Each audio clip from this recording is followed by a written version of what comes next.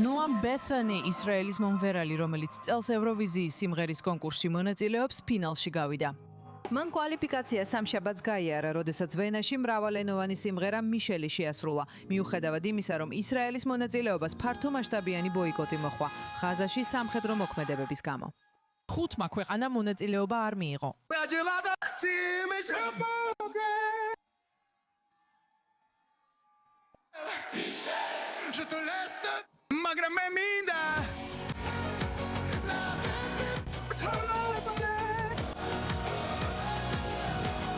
ეს იყო შესანიშნავი შესრულება. ნოამ ბეთანი ერთ-ერთი საუკეთესო მამაკაცი მომღერალია ამ ნახევარფინალში და ალბათ ამიტომაც მოხდა ის ამ შაბათს საღამოს ფინალში. სცენის შუაში უზარმაზარი ბრილიანტია, 5 მოცეკვავე აკრავს ნოამ ბეთანს. მისი ვოკალი საოცარი იყო, განსაკუთრებით ბოლო ნაწილში, სადაც მისი ხმა მაღლა ადის, მან შესანიშნავად შეასრულა ეს ნაწილი. ეს იყო შესანიშნავი შესრულება. ძალიან ბედნიერი ვარ. ეს დიდი შვება. დღის განმავლობაში მეპარებოდა ეჭვი, რომ შეიძლება ფინალში ვერ გავსულიყავით, რადგან ხმების 50%-ს ვიდეო ჟიური წყვეტს და ყველაფერი რაც ისრაელთან ხდება. მაგრამ ეხლა ბედნიერი ვარ, აღფრთოვანებული ვარ. ფინალისთვის კიდევ უფრო მეც ველოდები. და ნახევარფინალით კმაყოფილი ვარ.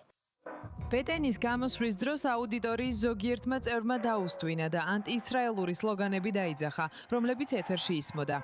ავსტრიული მაუწყებელი ORF, რომელიც შოუს მასპინძლობს, აცხადებს, რომ პროტესტებს ცენზურას არ დაუწესებს. მაგრამ ერთ-ერთი მაყურებელი მიკროფონთან ახლოს იდგა და ხმამაღლა გამოხატა თავისი აზრი, რის გამოც ის დარბაზიდან გაიყვანეს. ორგანიზაციის განცხადებით უსაფრთხოების სამსახურმა კიდევ 3 ადამიანი გამოიყვანა არენიდან წესრიგის დამღვევი ქცევის გამო. მომღერალმა გამოსვლის შემდეგ განაცხადა, რომ ის მხოლოდ ისრაელის დროშებზე იყო კონცენტრირებული, რათა ხმაური და ბუზღუნი დაეფარა.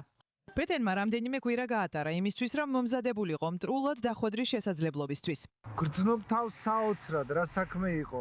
გრძნობ თავს საოცრად, რა გამოსვლა იყო. როგორ ვისი ამოვნე? იყო მომენტი ბოლოსკენ, როცა უბრალოდ ისრაელისთვის მღეროდი. ეს შიგნით ვიგძენი და ეს უბრალოდ საოცარი იყო. მღეროდი ამ გიჟურ მოცეკვავეებთან ერთად და ეს საოცარი იყო. ის უკმაყოფილო შეძახილები, ის თავისუფლება პალესტინას შეძახილები, ვენაში რაღაცა დიდ მოვლენად არ ჩანს.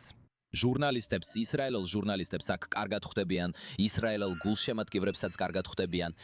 არენას წინ ბევრი ისრაელელი გულშემატკივარი იყო ისრაელის დროშებით და ისინი ვენაში, ავსტრიაში თბილად მიიღეს.